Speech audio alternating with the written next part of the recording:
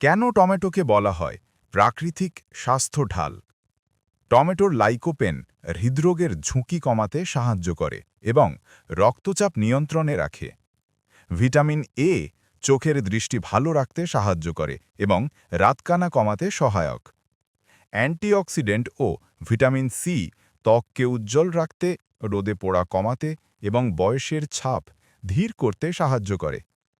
টমেটোতে ক্যালোরি কম, ফাইবার বেশি, যা ওজন নিয়ন্ত্রণ ও হজমে সাহায্য করে।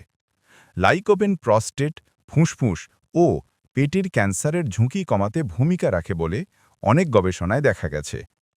টমেটোতে চিনি কম এবং ফাইবার বেশি, যা রক্তে গ্লুকোজ নিয়ন্ত্রণে সাহায্য করে। ফাইবার হজমে সাহায্য করে এবং কোষ্ঠকাঠিন্য কমায়।